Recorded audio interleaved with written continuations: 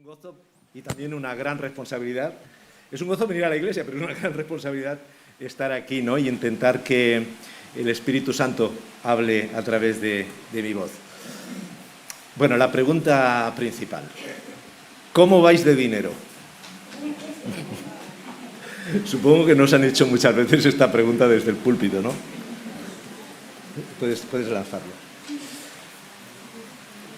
Alguno desde casa, a lo mejor desde arriba, está diciendo qué poco espiritual va a ser la predicación esta mañana.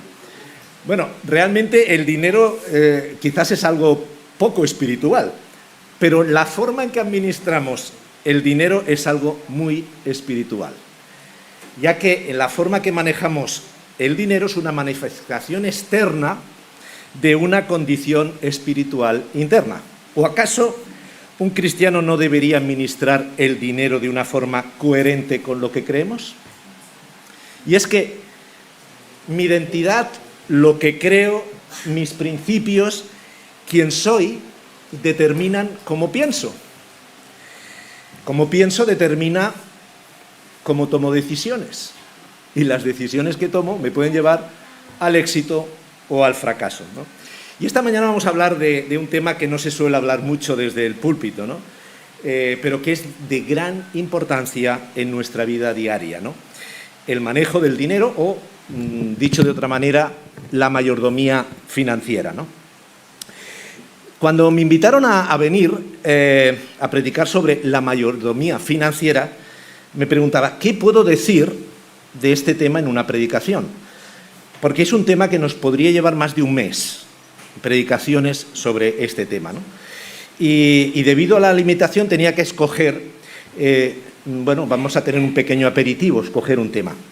Pero a la hora de escoger me di cuenta que era hoy 4 de julio, que en Estados Unidos es el Día de la Liberación.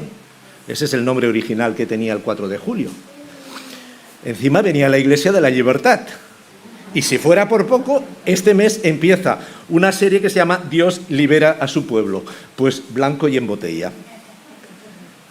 Vamos a hablar de la libertad o la esclavitud financiera, ¿no?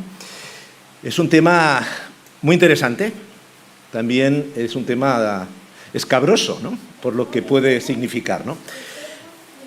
2 preguntas. ¿Puede la gestión del dinero o de las finanzas poner en riesgo nuestra libertad? ¿Puede un mal manejo del dinero esclavizarnos? Hace poco tiempo leía este artículo en La Vanguardia, en una sección, en un blog de finanzas. Convertirse en millonario o lograr la tan ansiada libertad financiera es el sueño dorado de la mayoría de la humanidad.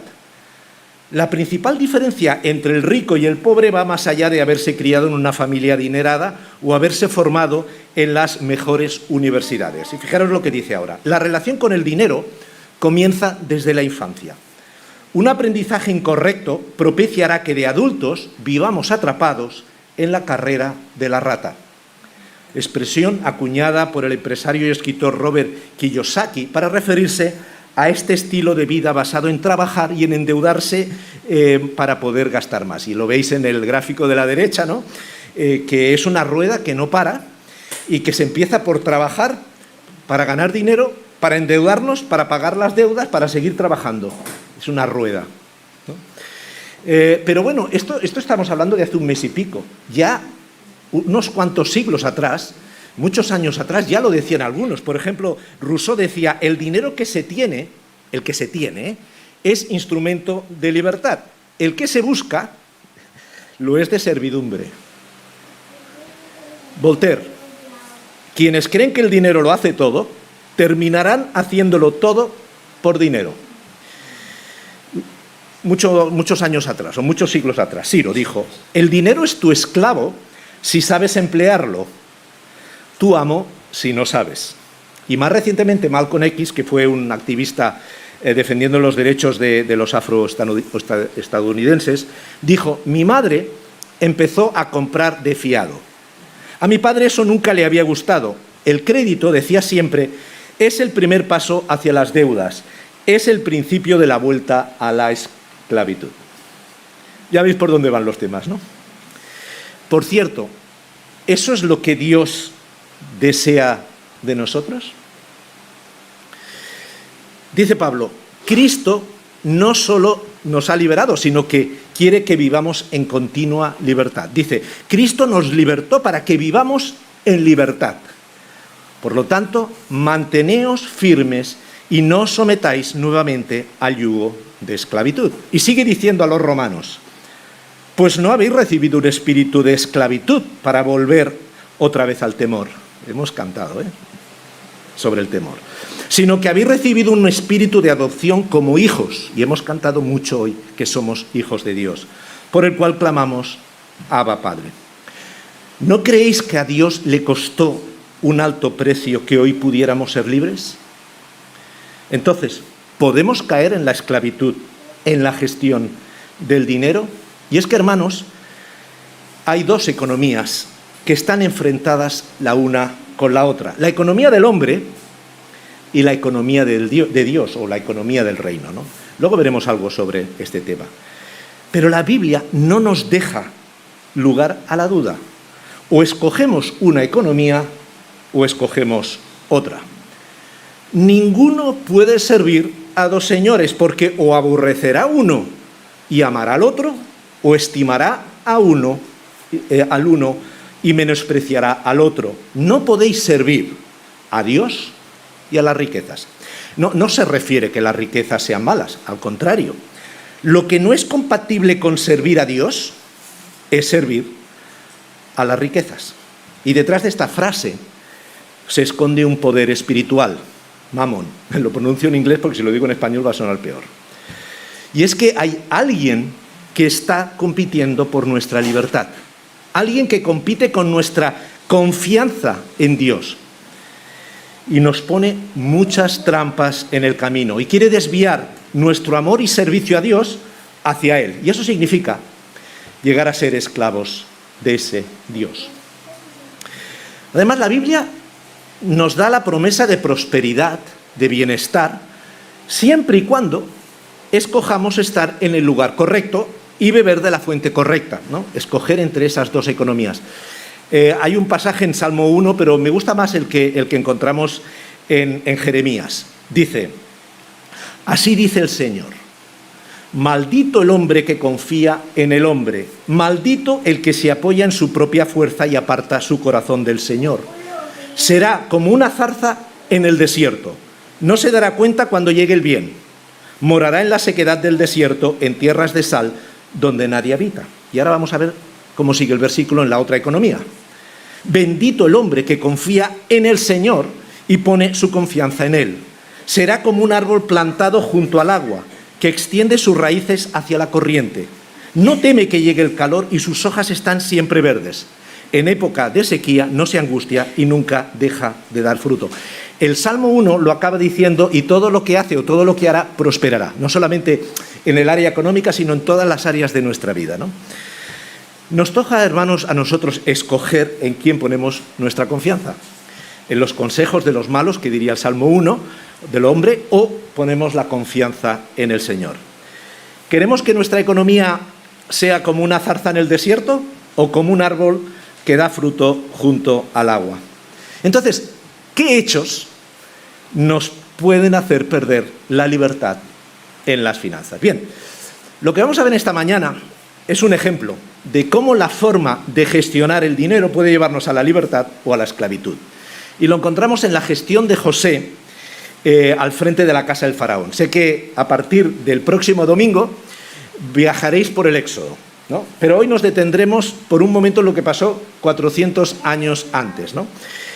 Una vez que José hubo pasado su adolescencia y juventud sirviendo a Potifar, además Dios lo bendijo mucho, no solo a él, sino a Potifar, porque era el gerente de su empresa, pasando también unos años injustamente en la cárcel, sabéis la historia con la esposa de Potifar, José se presenta delante del faraón a interpretar los sueños del faraón. Y fruto de esto, el faraón lo elige para que gobierne en Egipto.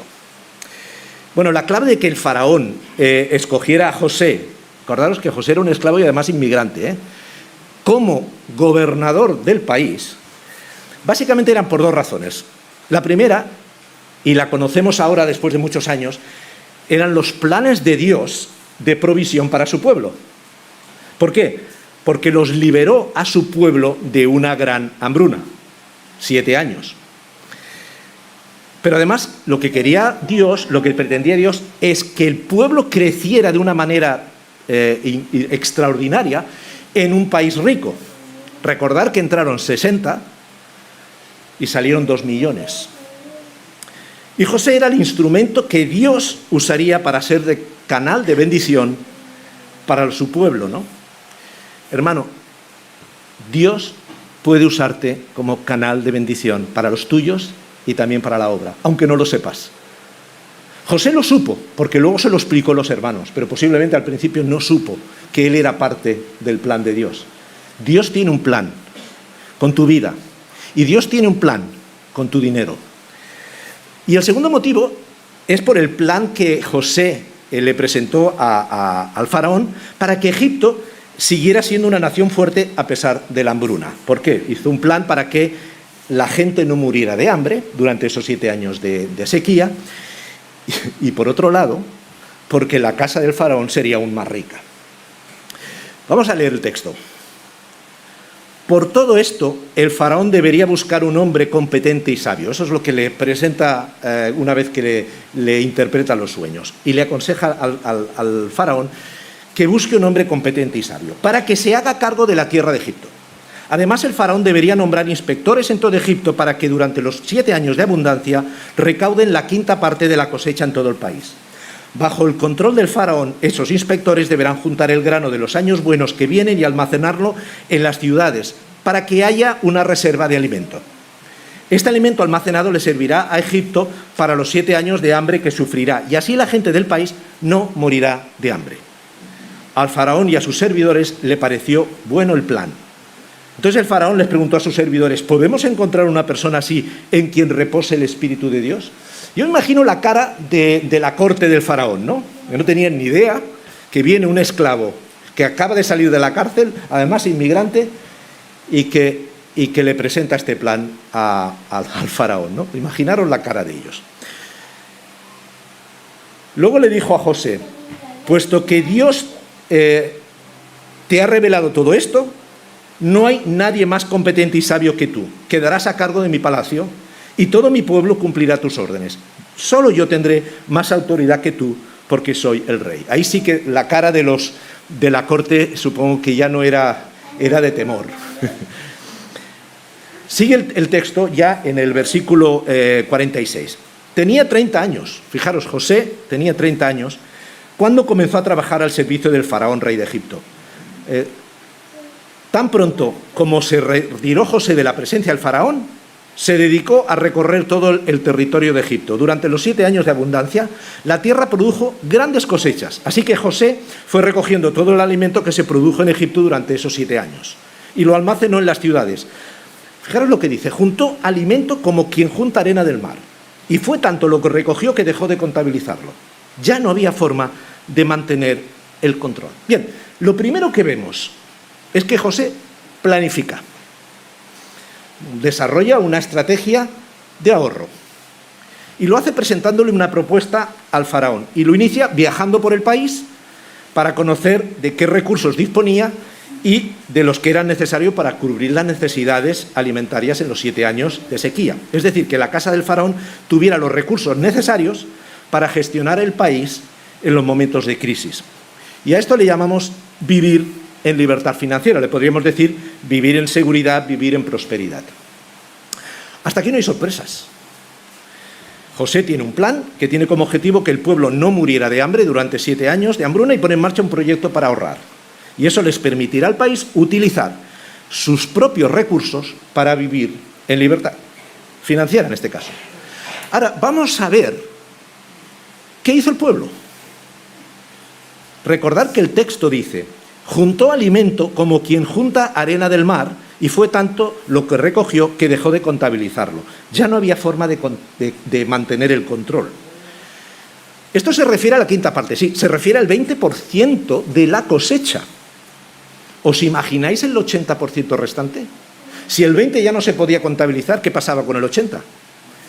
¿Planificaron los egipcios como lo hizo José? Bueno, estoy convencido que todo el pueblo, en este caso de Egipto, conocía los planes del faraón, sobre todo cuando vieron que el gobernador era un inmigrante. Y muchos se preguntaron el motivo por el que el faraón lo puso a cargo del país, ¿no? Todos eran conscientes de que se estaba poniendo en marcha una estrategia de ahorro de alimentos porque venía una gran crisis de larga duración. Vamos a ver lo que pasó con los egipcios. Cuando también en Egipto comenzó a sentirse el hambre, el pueblo clamó al faraón pidiéndole comida. Pero no tenían mucho, pues le pidieron comida al faraón. Entonces el faraón le dijo a todo el pueblo: id a ver a José y haced lo que él os diga. Cuando ya el hambre se había extendido por todo el territorio y había arreciado, José abrió los graneros para vender alimento a los egipcios. Vamos al capítulo 47. El hambre en Egipto y en Canaán era terrible. No había alimento en ninguna parte y la gente estaba a punto de morir. Todo el dinero que los habitantes de Egipto y de Canaán habían pagado por el alimento, José lo recaudó para depositarlo en el palacio del faraón. Parece que los egipcios no hicieron muy bien los deberes de almacenar una buena parte de la cosecha. Si con el 20% todo el país y además Canaán y otros países pudieron comer de lo que había reservado, algo hicieron mal con el otro 80%. Da la impresión de que no planificaron correctamente el excedente de la producción durante los 7 años de bonanza económica. Fijaros vamos a leer lo que pasó, es decir, la consecuencia que tuvo esa falta de planificación. Capítulo 47. Cuando a los egipcios y cananeos se le acabó el dinero, los egipcios fueron a ver a José y le reclamaron: danos de comer. ¿Hemos de morir en tu presencia porque no tenemos más dinero? Y José les contestó: si ya se os acabó el dinero, traed vuestro ganado y a cambio os daré alimento. Los egipcios llevaron a José su ganado, es decir, sus caballos, vacas, ovejas y asnos. No eran pobres, tenían sus negocios. Y a cambio de ellos José les dio alimento durante todo ese año. Al año siguiente fueron a decirle a José: Señor, no podemos ocultar el hecho de que ya no tenemos más dinero y de que todo nuestro ganado ya es de nuestro Señor. Ya no tenemos nada que ofrecer a nuestro Señor, excepto nuestros propios cuerpos y nuestras tierras. ¿Vas a permitir que nos muramos junto con nuestras tierras? Cómpranos a nosotros y a nuestras tierras a cambio de alimento. Así seremos esclavos del faraón junto con nuestras tierras. Pero danos semillas para que podamos vivir y la tierra no quede desolada. De esta manera José adquirió para el faraón todas las tierras de Egipto, porque los egipcios, obligados por el hambre, le vendieron todos sus terrenos. Fue así como todo el país llegó a ser propiedad del faraón y todos en Egipto quedaron reducidos a la esclavitud. El resultado para el pueblo fue desastroso. De hecho, tuvieron que endeudarse. Primero, se quedaron sin dinero para comprar alimento. Segundo, tuvieron que vender todos sus activos. Hipotecaron todos sus activos. Tercero, tuvieron que hacerse esclavos del faraón. ¿Veis las dos líneas paralelas? Este suceso ocurrió hace más de 3.000 años. Y es verdad que en la antigüedad, incluso en tiempos de Jesús, las deudas no liquidadas se pagaban con la esclavitud, ¿no? De hecho, utilizo en el curso el ejemplo de la viuda y Eliseo con el aceite, ¿no?, para mostrar 9 pasos para salir de las deudas, porque esa mujer también, por las deudas contraídas por su esposo, ya era viuda, querían tomar como esclavos a sus hijos, ¿no? Y es verdad, antes era así, pero es que en la actualidad, si bien no existe la esclavitud como tal, se sigue repitiendo este proceso en las vidas de los habitantes del siglo XXI. Hay muchas diferencias significativas entre la economía del reino y la economía la economía de Dios con la economía del mundo, que está dirigida por Mamón. Aquí son algunas de las diferencias. Eso lo enseño a nivel, digamos, empresarial, ¿no? Cómo gestionar una empresa, un negocio, desde el punto de vista de la economía de Dios o desde la economía del mundo. Pero hoy no tenemos tiempo y vamos a ver un par de detalles, ¿no?, que tienen que ver con lo que hemos leído de la historia de Egipto. La Biblia, hermanos, está llena de referencias a la gestión del dinero. De hecho, hay 500 versículos que hablan de la fe. Hay 500 versículos que hablan de la oración. Pero ¿sabéis cuántos versículos hablan que tienen que ver con el dinero, con las posesiones? 2.350. El 50% de las parábolas que Jesús enseñó trataban del dinero y de las posesiones. Y el 16% de las enseñanzas de Jesús tenían que ver con este tema, ¿no? Entonces debe ser un tema importante, ¿no? Aunque en muchas ocasiones no se habla mucho de este tema, ¿no? En las iglesias, ¿no? La planificación. En la economía de Dios, la planificación es un consejo salomónico. Los planes bien pensados, pura ganancia. Los planes apresurados, puro fracaso. Este es un paso muy importante y en el que debemos dedicar tiempo. Y como dice el proverbio, si está bien pensado, conseguiremos éxito en nuestra planificación financiera. En las finanzas personales, lo primero que debemos hacer es, para vivir en libertad, es conocer, controlar lo que tenemos y sobre todo, lo más importante, dónde va a parar nuestro dinero, ¿no? Es decir, en qué lo gastamos. Y después hacer un presupuesto, ¿no? Y lo más importante, cumplirlo. La planificación es el paso entre donde estamos a donde queremos llegar. Vamos a llegar si lo hemos planificado, ¿no? Y la Biblia nos habla mucho, no tenemos tiempo hoy a hablar de este tema, pero la Biblia nos enseña que tenemos que planificar con oración, con diligencia, es decir, lo tenemos que hacer bien. No tenemos que ser malos planificando, tenemos que ser buenos y Dios nos da capacidad para hacerlo. Planificar con justicia. Recordar que José, su propósito, ¿cuál era? Que el pueblo no muriera de hambre. Era justo su planificación. La nuestra debería ser justa. No deberíamos de planificar por avaricia, por codicia. Y también con consejo. Tenemos que buscar el consejo. Y uno de los primeros pasos es controlar los gastos. Lo primero que hace José cuando el faraón le nombra gobernador de Egipto fue recorrer todo el territorio, conocer qué tenía. Dice Salomón, espera, que te voy para atrás y no voy aquí. Dice Salomón, asegúrate de saber cómo están tus rebaños, cuida mucho de tus ovejas, pues las riquezas no son eternas ni la fortuna está siempre segura. Fijaros lo que le dice Salomón a sus conciudadanos. Asegúrate de saber cómo están tus rebaños, tus negocios. En este caso, cómo están tus finanzas, que es lo que tenemos que controlar. El principio de un buen manejo del dinero empieza por conocer dónde va nuestro dinero y eso requiere que seamos ordenados. ¿Sabéis dónde va a parar todo vuestro dinero? ¿Sabemos lo que nos cuesta comprar a plazo? Tenemos seis Cs que las suelo dar en el curso, ¿no? Para poder planificar.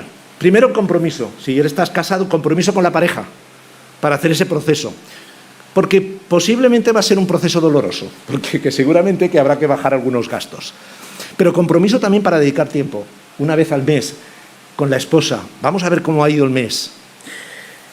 Colectar, recoger todos los tickets o los extractos bancarios, en qué hemos gastado el dinero en el último año. Pero además clasificarlo por familias para que así sepamos si tenemos que recortar gastos por donde podemos recortar. Yo aconsejo siempre que hayan 3 grupos en un presupuesto. Lo que son las necesidades o gastos fijos, es decir, el alquiler o la hipoteca, la luz, todo lo que realmente nos va a venir en recibos y que tenemos poca maniobra o poco margen para cambiarlo.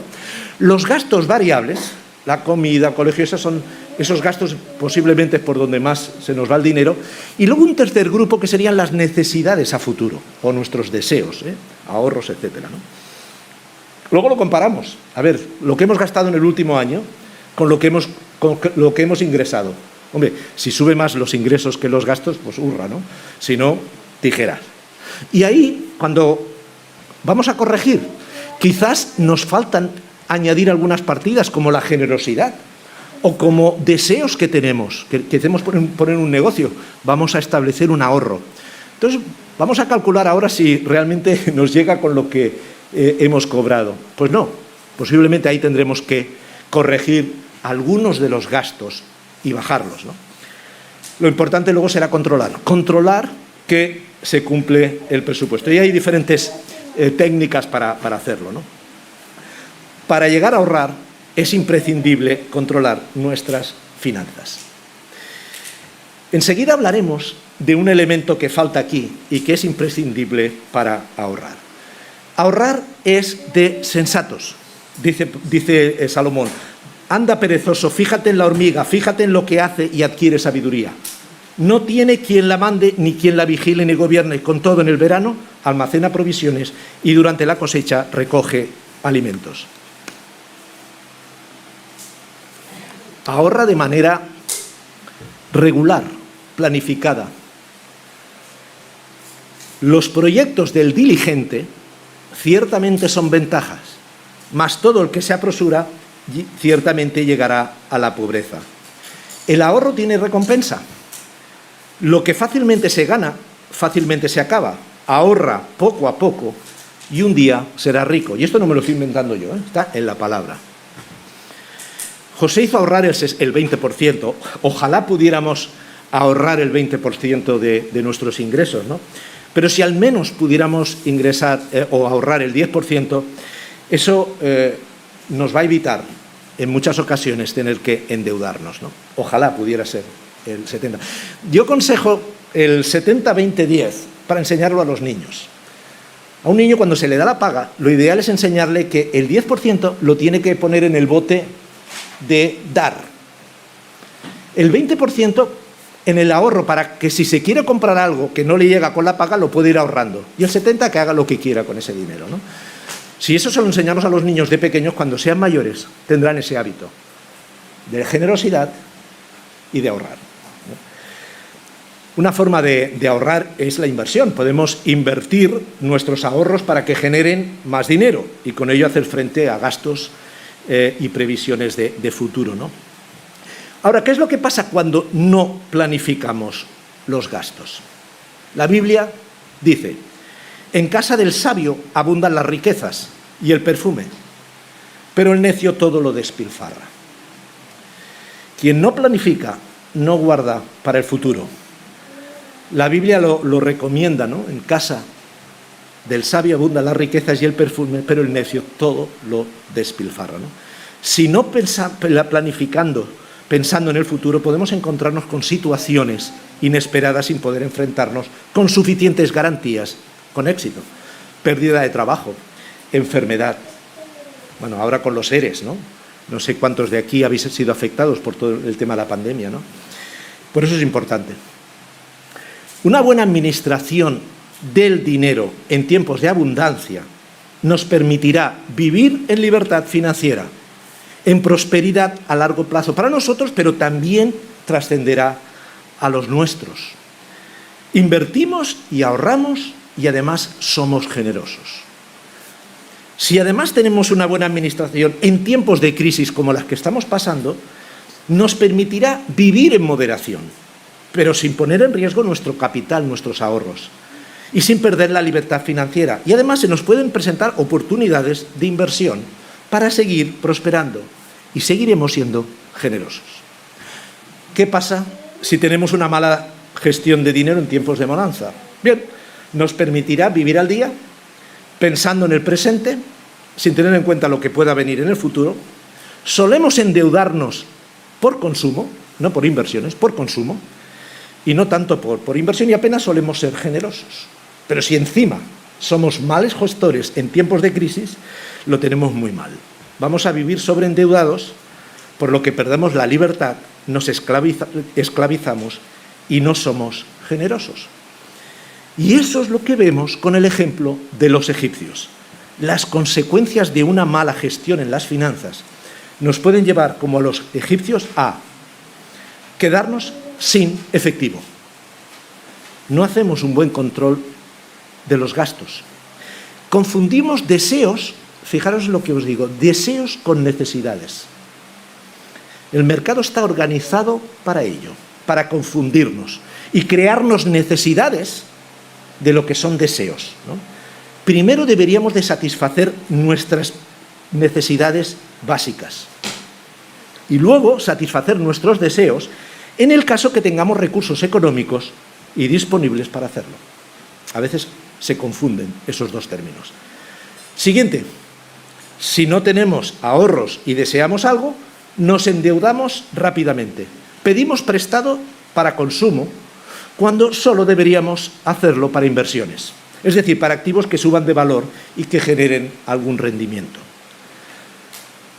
No podemos endeudarnos porque es que, sobre todo en cuanto a la vivienda, a veces ponemos nuestra vivienda como aval. ¿Quién vive en nuestra vivienda? ¿Vivimos solo nosotros? A veces hipotecamos el futuro de nuestra familia por deudas, cuando la palabra no nos enseña eso. Y final, perdemos la libertad. Es decir, no tenemos la libertad de manejar nuestro dinero de la forma que nos plazca. Ponemos en peligro a nuestra familia por hipotecar la vivienda donde vivimos. Toda nuestra energía la dedicamos a buscar soluciones para salir de este estado. Y este estado nos lleva a consternación, nos lleva a la negatividad, al miedo, al aislamiento, a las relaciones rotas, a la desesperación y una mala salud. Y es que, ya lo dice la Biblia, los ricos son los amos de los pobres, los deudores son esclavos de sus acreedores. Y si no, que se lo digan a los países como España, que estamos sobreendeudados, más del 100% del PIB. ¿O pensamos que como país podemos tomar decisiones libremente sin contar con la presión de los acreedores? Las armas del siglo XXI son las deudas. Es la forma de poder dominar a los países. Hoy tenemos el ejemplo, por ejemplo, de las ayudas de la Unión Europea a España. Unas son en forma de deuda y otras hoy son gratis. No, no son gratis. Es deuda europea, es decir, que a nosotros también nos va a tocar pagar. Van a faltar varias generaciones para poder pagar estas deudas. Es como el presidente que va a hacer el discurso delante de la nación. Dice: ciudadanos, tengo una buena noticia y una mala noticia. La buena es que nuestra deuda ha desaparecido. Todos los gobiernos extranjeros nos han perdonado hasta el último euro. Todo el mundo contento. ¿Y la mala? La mala es que tenemos 48 horas para abandonar el país. Y aunque nos parezca un chiste, es así. Endeudarse es ser esclavos de los acreedores. La deuda nos domina. La deuda nos domina, dice el texto. Todo me está permitido, pero no todo es para mi bien. Todo me está permitido, pero no dejaré que nada me domine. La deuda nos domina. Por cierto, la Biblia no deja lugar a dudas sobre la morosidad. No tengáis deudas pendientes con nadie, a no ser la de amaros los unos a los otros. Y además Pablo a los romanos les dice: pagad a todo lo que debéis. Antes os he dicho que había un elemento que es imprescindible para poder vivir en libertad financiera. Y aparte de tener una buena planificación y el control de los gastos, es el contentamiento. Con el contentamiento podemos llegar a ahorrar. Con el consumismo nos vamos a endeudar. Son dos economías completamente enfrentadas. Dejadme hablar un momentito del contentamiento. La mejor manera de cumplir con un presupuesto financiero es vivir en contentamiento. Estar contento en la situación que Dios te está permitiendo que pases ahora, hoy. Si pudiéramos medir el nivel de contentamiento en una gráfica, creo que sería algo así. Es decir, más contentamiento por gasto. Y podemos pensar que cuanto más gasto tengamos, más felices vamos a ser. Pues no es así. Subimos el nivel de contentamiento cuando tenemos nuestras necesidades básicas cubiertas. Como dice Pablo a Timoteo: porque nada trajimos a este mundo y nada podemos llevarnos. Así que si tenemos ropa y comida, contentémonos con eso. Hombre, lógicamente, si además pudiéramos vivir en un cierto confort, aún vamos a estar más contentos. Y además la Biblia no nos dice nada en contra, al contrario. Salomón nos dice: los proyectos del diligente resultarán en abundancia, pero todo apresurado va a parar en la escasez. Y Pablo le sigue diciendo a Timoteo: quien nos da todas las cosas en abundancia para que las disfrutemos. Ahora, ¿qué pasa cuando utilizamos el excedente de dinero en el consumismo.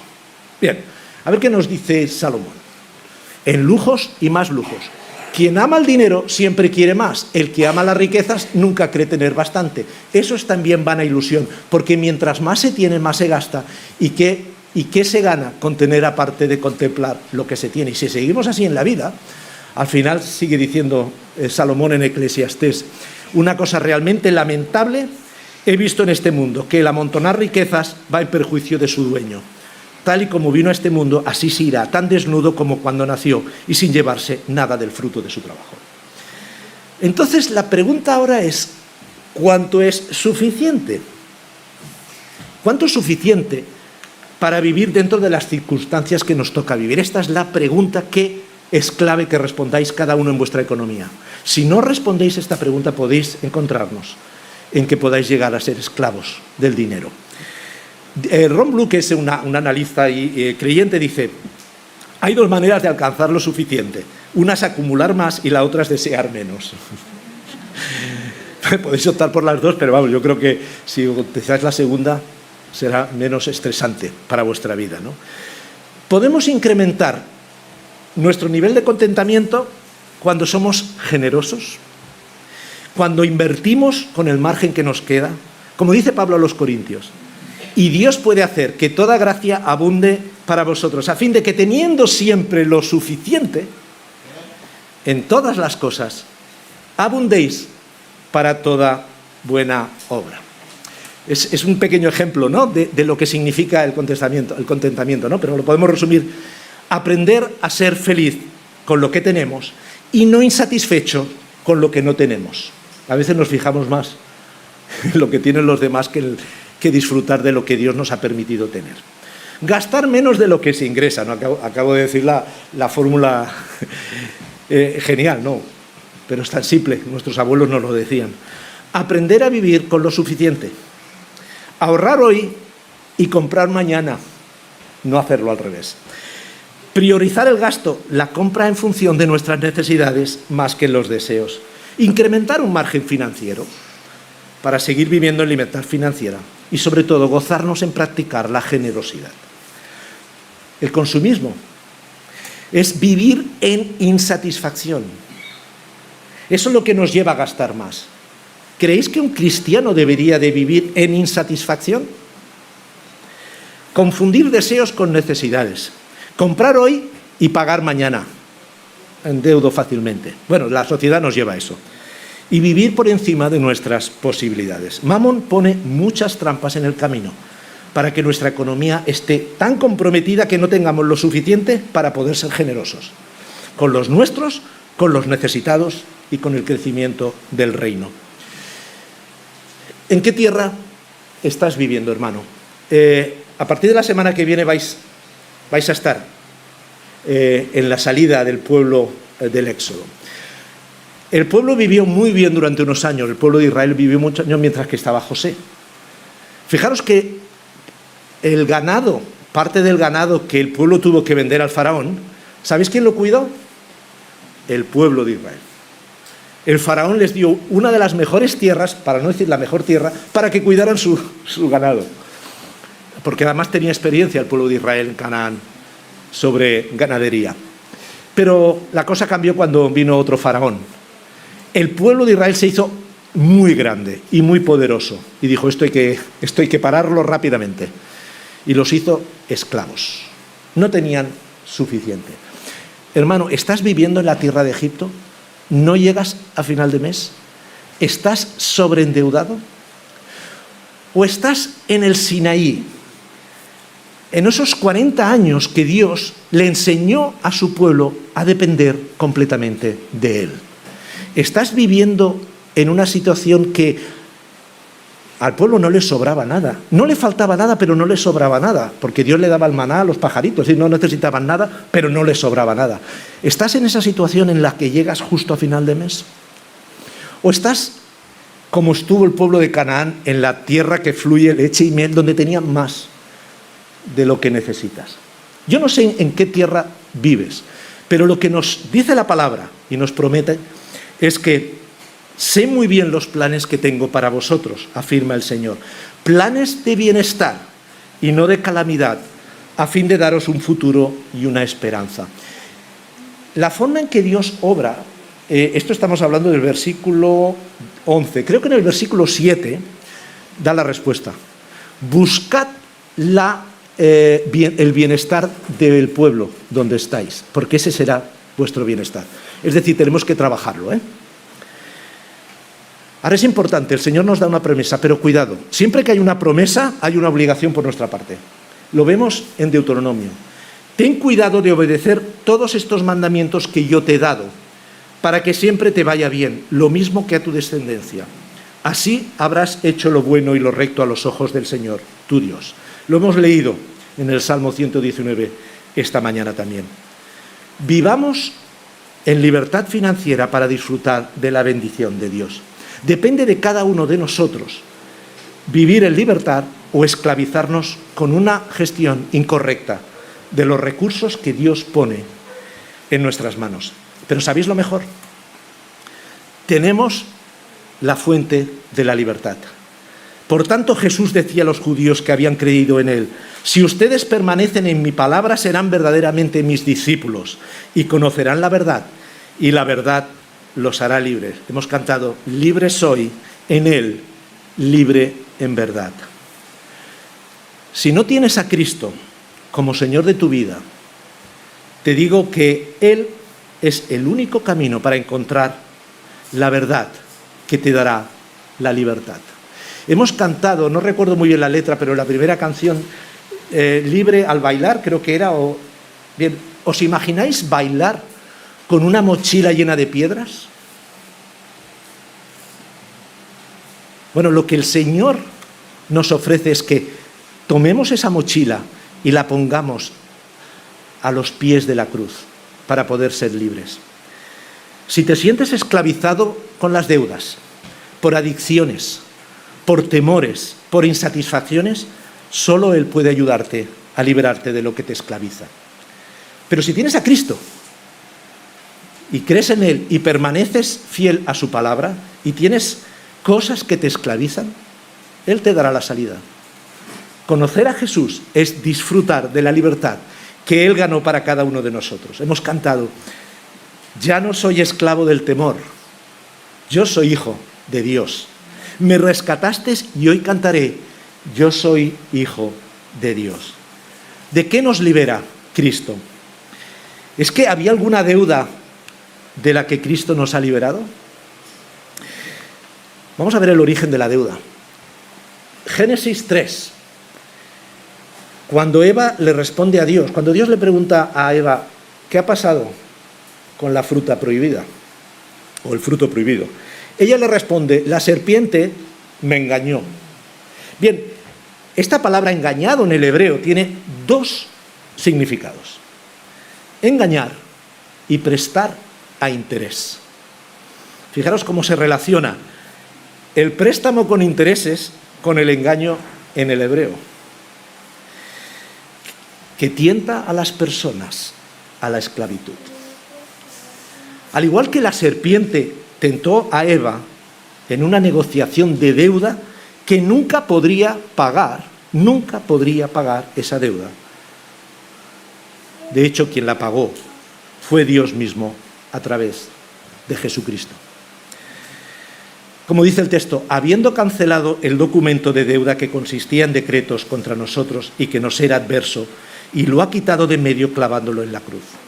Satanás sigue tentándonos, poniéndonos trampas para que contraigamos deudas que nos lleven a la esclavitud.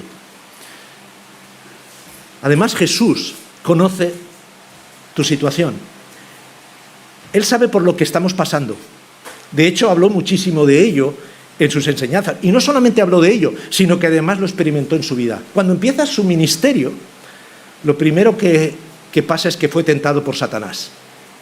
Y Satanás lo tienta en todas las áreas de la vida: la tentación física, la tentación emocional y la tentación del control, de apoderarse del poder de las riquezas. Pero él escogió la voluntad del Padre, porque el propósito del Padre es de liberarte de la esclavitud, del pecado, como hemos visto en esta mañana.